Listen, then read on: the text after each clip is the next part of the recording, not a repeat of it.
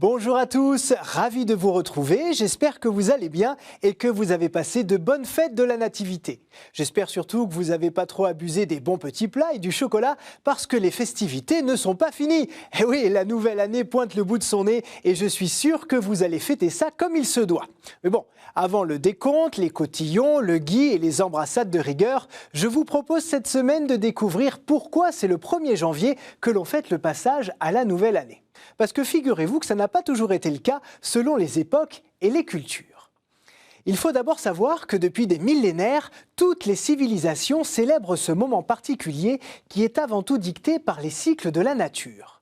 Aux environs de l'an 2000 avant Jésus-Christ, par exemple, les habitants de la Mésopotamie marquaient le passage à la nouvelle année par des rituels de purification au moment de l'équinoxe de printemps, donc à la mi-mars en Babylonie, ou bien aux environs de l'équinoxe d'automne, soit à la mi-septembre en Assyrie.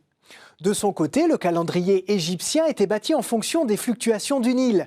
Le nouvel an commençait donc vers la fin du mois de juin, au premier jour du débordement du fleuve, symbole du renouveau bénéfique pour tous, puisque la crue du Nil déposait du limon sur les cultures et permettait de bonnes récoltes. Les Phéniciens et les Perses, quant à eux, fêtaient le Nouvel An à l'occasion de l'équinoxe d'automne, donc vers le 21 septembre. Voilà, vous l'avez compris, tous les peuples se mettaient au diapason du renouveau des cycles de la nature et voulaient amadouer les dieux qui y étaient associés. À Rome, en 45 avant Jésus-Christ, Jules César décide de remplacer le calendrier lunaire par un calendrier solaire.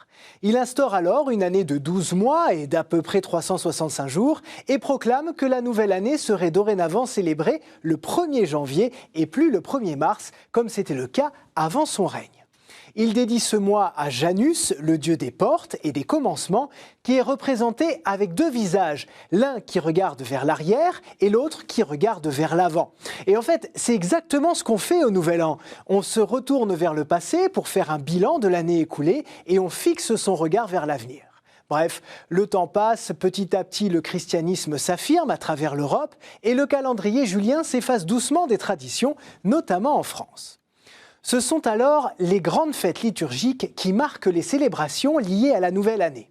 Au 5e siècle, sous l'Empire mérovingien, le 1er de l'an est instauré le 1er mars, pendant le carême.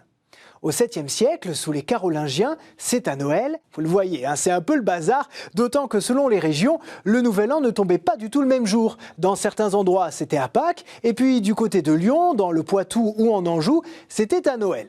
Allez, pour mettre fin à tout ça et harmoniser les traditions, Charles IX impose la célébration de la nouvelle année au 1er janvier dans tout le pays en 1564. Plus tard, la Révolution, qui voulait vraiment tout changer, fait commencer l'année le 22 septembre, qui sert d'anniversaire à la République. Mais Napoléon finit par rétablir le 1er janvier et l'ancien calendrier, et voilà pourquoi on le fête à cette date aujourd'hui. Voilà, vous l'avez compris, la chrétienté a donc adopté le nom des mois d'origine païenne et la numérotation des jours, mais n'a pas pu s'empêcher d'y associer ses fêtes, son calendrier liturgique et ses significations religieuses. D'ailleurs, c'est pas pour rien que la fête de Marie Mère de Dieu est célébrée le 1er janvier, c'est tout simplement pour signifier qu'elle est la première en chemin.